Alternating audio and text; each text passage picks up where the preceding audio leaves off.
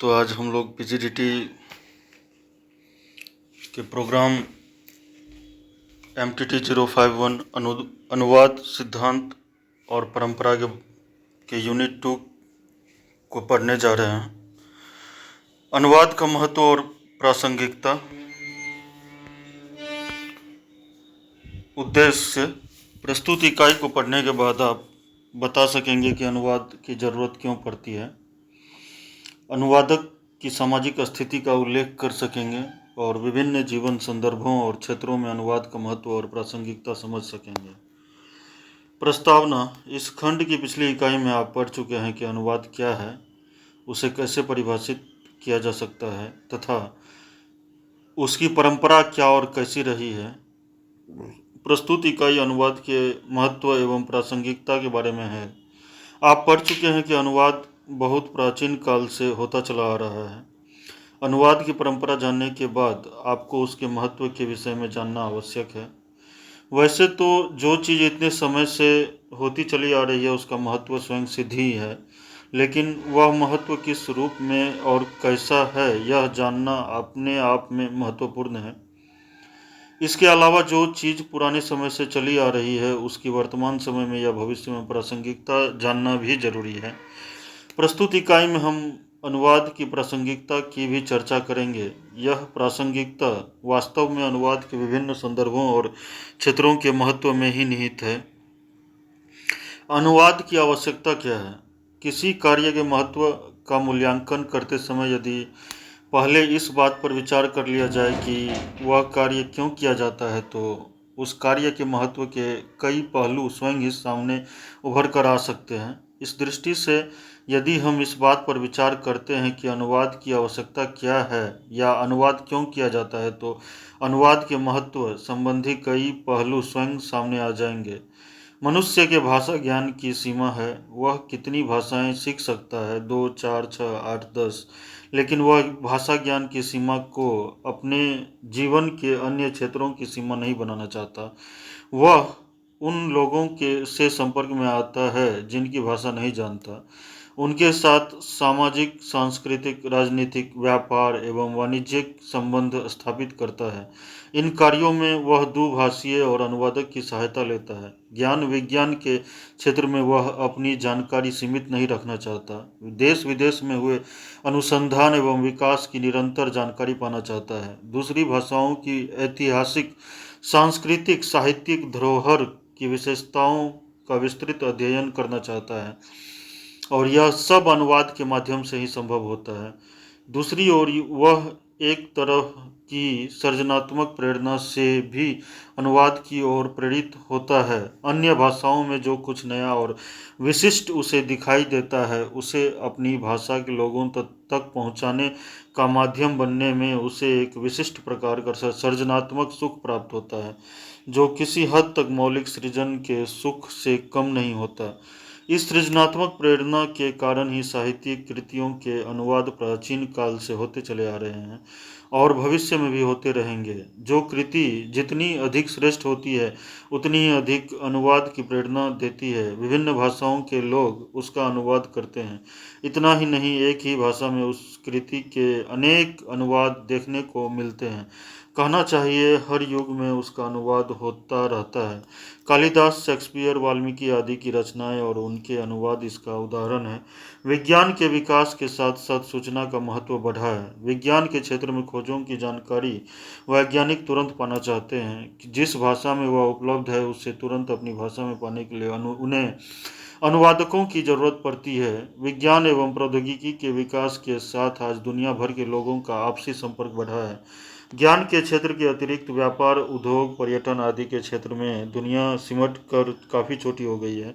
भूमंडलीकरण, globalisation के ज़माने में जब मनुष्य एक दूसरे की आवश्यकताओं और उनकी पूर्ति में ज़्यादा और निकट का साक्षीदार हुआ है, तब अनुवाद की ज़रूरत और ज़्यादा बढ़ गई है।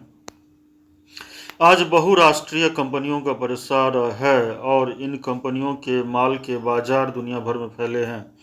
इन बाजारों में माल की खपत के लिए अनुवाद अपने ढंग से जरूरी हो गया है। कंपनियों के उत्पाद भाषा की सीमाओं को लांघते हुए सब जगह पहुंच रहे हैं। अनुवाद, अवधारणा और आयाम। इसलिए आज के युग को अनुवाद का युग कहा जाए तो अतिशयोक्ति न होगी।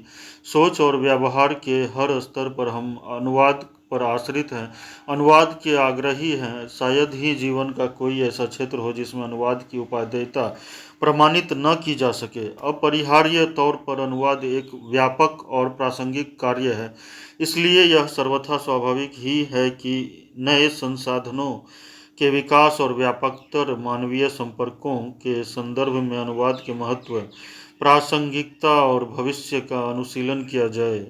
संसार भर में प्रयुक्त 5000 से अधिक भाषाओं और बोलियों के बीच वैचारिक, सृजनात्मक और कार्यात्मक तालमेल स्थापित रखने के लिए अनुवाद ही सर्वाधिक लोकप्रिय एवं उपयोगी माध्यम बन गया है।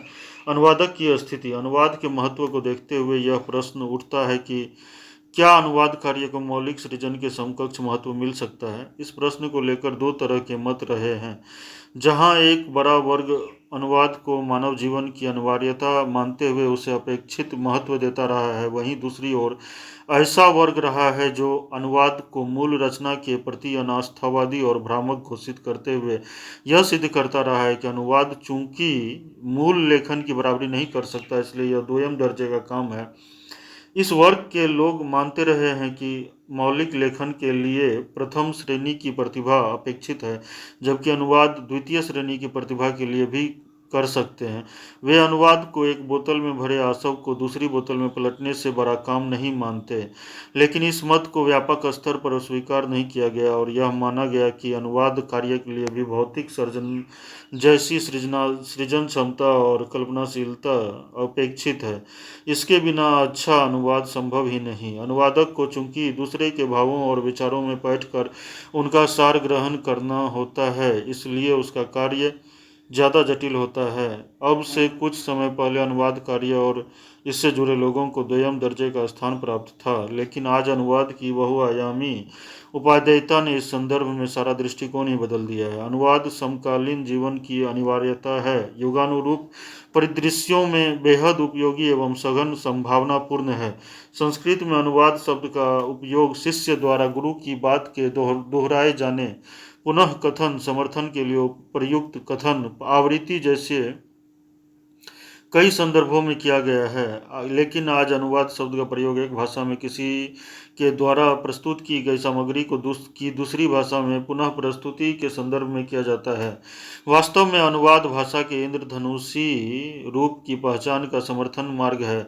अनुवाद की अनिवार्यता को किसी भाषा की मौलिक सृजन शक्ति की समृद्धि का प्रश्न उठाकर टाला नहीं जा सकता और न ही अनुवाद की बहुआयामी उपयोगिता से इनकार किया जा सकता है। अनुवाद को परिभाषित करने की अनेक कोशिशें हुई हैं और हर कोशिश में यही लक्ष्य किया गया है कि अनुवाद का मूल उद्देश्य स्रोत भाषा की विचार सामग्री को अपनी भाषा में यथासंभव मूल रूप में उपस्थित करना है। अनुवाद की परिकल्पना एक ऐसे संयंत्र के रूप में की गई है जिससे होकर स्रोत भाषा की सामग्री लक्ष्य भाषा में रूपांतरित होती है। इसलिए अनुवाद से अपेक्षा की जाती है कि वह स्रोत भाषा और लक्ष्य भाषा का समान जानकार हो। उभय भाषा ज्ञान के समानांतर अनुवादक को विषय का ज्ञाता भी होना चाहिए, अर्थात विषय की अंतरंग पैठ के बिना अनुवादक स्रोत भाषा की सामग्री का लक्ष्य भाषा में सही अनुवाद नहीं कर सकता। सच तो यह है कि अनुवाद कार्य के तीव्र और व्यापक उपयोग ने इस क्षेत्र की सावधानी को अधिकाधिक बनाया है। जीवन और व्यवहार के हर नए पुराने क्षेत्र में अनुवाद के महत्व ने इसे व्यापक विस्तार दिया है। आने वाले दिनों में अनुवाद और अधिक सूचनात्मक एवं लक्ष्य भाषा केंद्रित होंगे। अनुवाद की प्रासंगिकता और विलक्षणताओं के आलोक में संसार भर की भाषाओं में अनुवाद की कई शैलियाँ और प्रविधियाँ अपनाई गई है। यदि अनुवादक सावधानीपूर्वक शब्द और अर्थ की आत्मा का स्पर्श करते हुए स्रोत भाषा की प्रकृति के अनुरूप लक्ष्य भाषा में अनुवाद उपस्थित करें तो यही आदर्श अनुवाद होगा। इसलिए श्रेष्ठ अनुवादक को ऐसा कुशल चिकित्सक कहा गया है जो शीशी में रखी दवा को अपनी सिरिंज के द्वारा रोगी के शरीर तक यथावत पहुंचा देता है। विकास के इस दौर में अनुवाद की अपरिहार्यता का अनुभव इसी कारण तीव्रता से किया जा रहा है कि संसार के किसी भी देश, भाषा और व्यक्ति के लिए शेष विश्व की अनेक उपलब्धियों से जुड़ने के लिए अनुवाद से बेहतर कोई माध्यम नहीं है। भाषाओं के पारस्परिक आदान प्रदान से मनुष्य के वैचारिक तथा अभिव्यंजनामूलक स्वरूप में परिवर्तन द्वारा अनुवाद ने अपनी उपयोगिता प्रमाणित की है। राष्ट्रीय एकता से लेकर अंतर्राष्ट्रीय संबंध तक अनेक सामाजिक सूत्रों का नियमन अनुवाद से संभव होता है। ज्ञान विज्ञान के विभिन्न क्षेत्रों में संसार की प्रगति और उपलब्धियों की अद्यतन जानकारी के लिए भी मनुष्य अनुवाद पर निर्भर है। नए तकनीकी संसाधनों और अधुनातन अनुसंधानों से परिचित होने के लिए अनुवाद ही सर्वसुलभ माध्यम है।